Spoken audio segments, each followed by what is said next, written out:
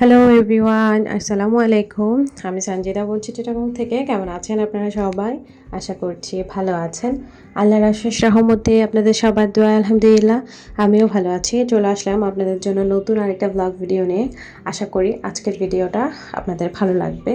সকাল থেকেই ভিডিওটা শুরু করছি।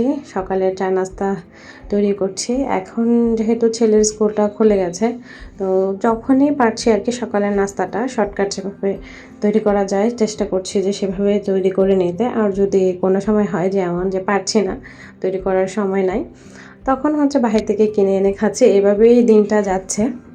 যাই হোক, এখন ছেলেকে নিয়ে স্কুলে আসলাম।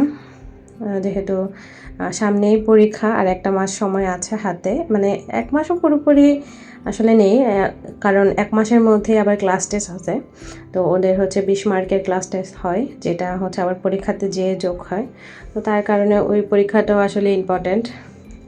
আর যতবারই এই রোডটা দিয়ে যাব, আমার ছেলে তো বলবেই যে কখন তুমি বাবুল্যান্ডে নিয়ে যাবে বা বোবো ওয়ার্ল্ডে নিয়ে যাবে, যেহেতু এখানে প্লে জোন এখন 2টা হয়েছে। তো সব সময় সে আমাকে বলতে থাকে, কিন্তু আসলে সময় সুযোগ কখনোই হয়ে উঠছে না যে বাচ্চাদেরকে নিয়ে বেরোবো, ওদেরকে ওদের মতো করে একটু সময় দিব। মানে কোনো না কোনো কিছুতে আমি আটকে যাচ্ছি। হয় না যে আমি বের হচ্ছি, প্রতিনিয়তই আমি বের হচ্ছি, বাট আমি কাজের ফাঁকে ফাঁকে ঘুরছি, বেড়াচ্ছি। আমি কাজের জন্য বের হচ্ছি, ওই সময়টা একটু খেয়ে আসছি বা বাইরে আসছি, এভাবেই করছি আর কি। যাই হোক, এখন ছেলেকে নিয়ে বাসায় চলে যাচ্ছি। এর মাঝখানে আমি একবার কিন্তু এসেছিলাম বাসায়, সেটা আর আপনাদের সাথে শেয়ার করিনি। তো আমার বড় ছেলে বললো যে সে ঝালমুড়ি খাবে, তো ভাবলাম যে ছোট ছেলেকেও নিয়ে দিই। দুই ছেলেকেই নিয়ে দিলাম। আসলে আমার ছেলে, বড় ছেলে এসেছে পরশুদিন, একটু ডক্টর দেখানোর ছিল আমার ভাইকে, তো দুইজনকে একসাথে এনেছি। যাই হোক, বাসায় এসে রেস্ট করে, মানে রেস্ট বলতে কি আর, খেয়ে একটু বসেছি আর কি। তারপর নামাজ পড়েই বেরিয়ে গেছি। আর এদিকে আমার ছোট ছেলে কান্না করছে, ওকে আমি গ্লাস পরিয়ে রেখেছি, কারণ ওই যে ওর চোখের প্রবলেমটা এখনও পুরোপুরি ঠিক হয়নি। আর সে একদমই মানে খুব বেশি রেগে গিয়েছে আর কি আমার সাথে। আমার কাছে কোনোভাবেই সে ভিডিও করতে দিচ্ছে না, মানে ওকে আমি ভিডিওতে আনবোই না। ও গ্লাস পড়েছে, ওর চোখের প্রবলেম, তো ও কেন ভিডিওতে করবে? অথচ তেমন একটা নেই এখন আলহামদুলিল্লাহ। তারপরেও হয় না যে বাচ্চা তো একটু রিস্ক মানে থাকে, তো তাই আমি আসলে মানে ওকে নিয়ে আসলে আমি অনেক ভয় পাচ্ছিলাম আর কি। আর বাচ্চাটা কিছুদিন ধরেই অনেক বেশি অসুস্থ, মানে একটার পর একটা তার আসতেই, সে পুরোপুরিভাবে সুস্থ হতে পারছে না। তার জন্য মাঝে মাঝে স্কুলটাও বন্ধ করতে হচ্ছে। যাই হোক, আমার ভাইকে সঙ্গে নিয়ে চলে এলাম। আর বাহির থেকে আসলে ওদেরকে তেমন কিছু কিনে দেওয়া হয় নাই। এখানে ওদেরকে নাস্তা দেওয়ানো আছে, মানে নাস্তার টাকা দেওয়া আছে হুজুরদের কাছে, ওদেরকে নাস্তা কিনে দেবে। তো ওদেরকে জাস্ট এখনের মতো আর কি, এখন ওরা যেটা খাবে সেটাই নিয়ে দিয়েছি। এরপর বাসায় এসে ছোটো ছেলেকে পড়তে বসিয়েছি, আর সাথে হচ্ছে আমি মুগ ডাল বেছে নিচ্ছি। আর আমার ছেলে এই ফাঁকে পালিয়েছে, সে আর পড়বে না। আসলে ওকে পড়ানোটা অনেক বেশি টাফ হয়ে যাচ্ছে ইদানিং। ও মানে কখন পড়া থেকে উঠবে এই চিন্তায় ও আর পড়তেই বসছে না। দিনের মতো আর আমি কোনো ভ্লগ করিনি, কারণ শরীরটাও ভালো লাগছিল না।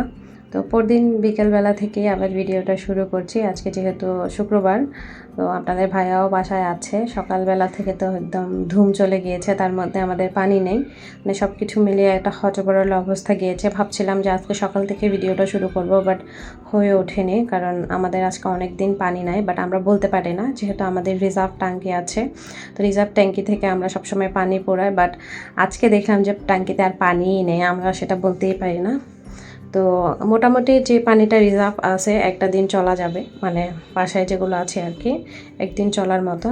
পরদিন কী করব জানি না যদি রাতে পানি না আসে। আর এই তো এই বেডশিটটা হচ্ছে আমি হালকা করে ধুয়ে দিয়েছিলাম, মানে কিছুটা আর কি অল্প পানি দিয়ে, যেহেতু পানি কম, তো তাই আমি আর কাপড় চোপড় ধুলাম না আর কি। এটা ধোয়ার ছিল, আসলে এটা নোংরা ছিল, তো অল্প একটু পানি দিয়ে ধুয়ে দিলাম। যাই হোক, এখন আমরা বিয়ে বাড়ির উদ্দেশ্যে রওনা দিলাম। বাসা থেকে রেডি হয়ে বেরিয়েছে, আসলে তেমন একটা মানে ঝামেলা নেই, জাস্ট বোরকাটা পরে বেরিয়ে গেছি আর কি। আর যেহেতু তেমন একটা রেডি হয়নি, তাই আপনাদের সাথে ভিডিও শেয়ার করিনি যে কেমন কি রেডি হলাম। নর্মালি আসলে বোরকাই গায়ে দিয়েছি, আর কোনো কাজ নেই, যেহেতু ওখানে গিয়ে আমি মেকআপ খুলবো না, তাই সাজগোজেরা তেমন কোনো ঝামেলা নাই। আপনার ভাই আর আমি বসেছি এক রিকশায়, অন্য রিকশায় আমার ছেলে আর আমার শ্বশুর শাশুড়ি একসাথে আসতেন। এই তো আমরা ক্লাবে চলে এসেছি। আর আমার ভিডিওতে আসলে আজকে অনেক নয়েজ আছে, কিন্তু কিছুই করার নেই। আমি অনেক দিন ভিডিও দিইনি, আজকে ভিডিও না দিলে আমার চ্যানেলের রিচটা একদমই কমে যাবে। প্লিজ আপনারা দয়া করে আমার ভিডিওর নয়েজগুলো ইগনোর করবেন, যেহেতু আমাদের পাশেই কনস্ট্রাকশনের কাজ চলতেছে পাশের বিল্ডিংয়ে, তো যার কারণে একটু নয়েজ হচ্ছে। আর এই তো আমরা ক্লাবে চলে এসেছি। আপনার ভাইয়া আর ছেলে একসাথে উঠছে, সে কিন্তু এতক্ষণ তার দাদা দাদিকে ছাড়ছিল না, আর এখন তার পাপাকে ছাড়ছে না, এইরকম আর কি। আর কেন জানি না আজকে মানে বিয়ের লাইটিংটার কারণে আমার ভিডিওগুলো কেমন যেন ঝাপসা ঝাপসা এসেছে। আমি ভাবলাম যে আমার মোবাইলের সমস্যা, তারপর দেখলাম যে না, আসলে এটা লাইটিংয়ের কারণেই হচ্ছে। যাই হোক, ক্লাবে এসে 2-3 মিনিট আমরা বাহির দাঁড়িয়েছিলাম আর কি, মানে বরকনের ওখানে দাঁড়িয়েছিলাম। তারপরে আমরা খেতে চলে আসলাম, যেহেতু আমরা অনেক লেট করে ফেলেছি। এখন রাত প্রায় 10:30 বাজে, অনেক লেট করে এসেছি। আর এদিকে আমার ছেলে তো আমার সাথে বক বক করতেই আছে, মানে ওর কথার কোনো শেষ নেই। তো ওকে অনেক আমি বলে টলে আমি একটা ভিডিও করাবো আমার সাথে, তোমাকে একটা ছবি তুলি। তো সে দেখলাম যে আজকে একটু মুড ভালোই আছে, মানে ঘুরতে আসলে ওর ভালোই লাগে। তো সেই জন্য দেখলাম একটু কিস দিচ্ছে, আদর করছে। তো ওর দাদু ওকে বলছিল যে ভিডিওতে দেখো বা ছবি তুলো, তো সে খুব এক্সাইটেড।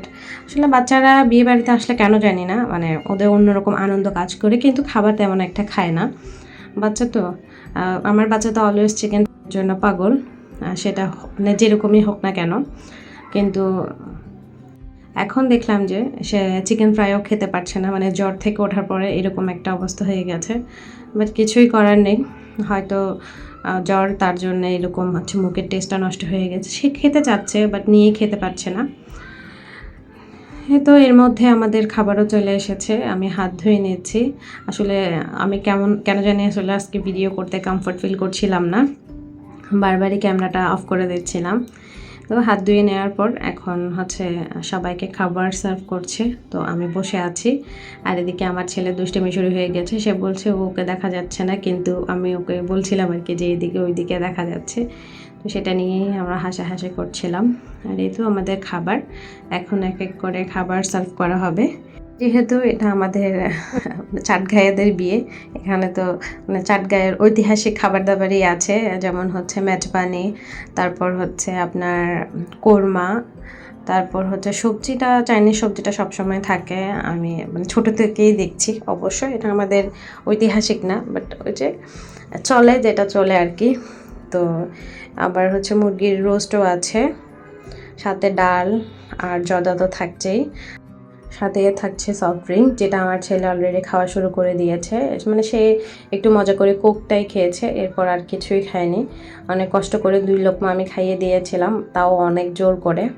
যাই হোক, খেয়ে দিয়ে এখন আমরা একটু স্টেজের সামনে গিয়ে বসবো। অবশ্য আমি আজকে ছবি তুলবো না, কারণ আমার একদমই ছবি তুলতে ইচ্ছে করছে না। আর এই তো বরকনেকে দেখে কেউ মাশাল্লাহ বলতে ভুলবেন না। আমি আসলে এত বেশি আমার মানে অলসতা কাজ করছিল, আমি যে সামনে গিয়ে ভিডিও করব ওই সাহসটাও আমার হচ্ছিল না, মানে আমার ইচ্ছেই করছিল না যে আমি ভিডিও করব।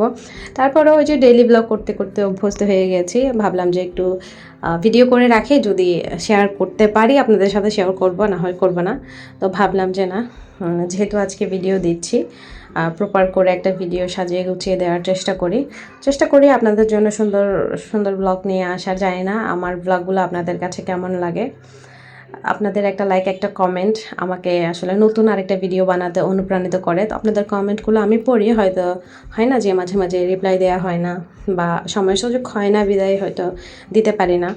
ছেলেকে নিয়ে যেহেতু ব্যস্ত থাকি, আর আমার ছোট ছেলে অসুস্থ হওয়ার পর থেকে ওকে নিয়ে আমি অন্যরকম একটা প্যারায় থাকি বলতে পারেন। মানে ও খুব রাগী হয়ে গেছে আগের থেকে, আর কোনো কিছুই খেতেও চাচ্ছে না, পড়তেও চাচ্ছে না, সব মিলায় আর কি অনেক ঝামেলায় পড়ে যায়। আর এই যে সে আসার সময় এই ললিপপটা নেবে, সে বায়না ধরেছে, তো বাধ্য হয়ে তার বাবা তাকে নিয়ে দিয়েছে। আর মানুষগুলোও না কেমন জানি ক্লাবের সামনে যে সব মানুষগুলো আর কি এইসব জিনিসগুলো বিক্রি করে আর কি, হকাররা, ওনারা এসে বাচ্চাদের সামনে এগুলো দেখায়। অবশ্য তো এটাও ওদের ব্যবসা, কিন্তু তারপরও হয় না যে অনেক বাচ্চার তো অনেক রকম অসুবিধা থাকতে পারে, সুবিধা অসুবিধা তো সব মানুষেরই আছে। আর বিশেষ করে বাচ্চাদের জন্য বাইরের খাবারটা আমি মনে করি যে অ্যাভয়েড করাই ঠিক।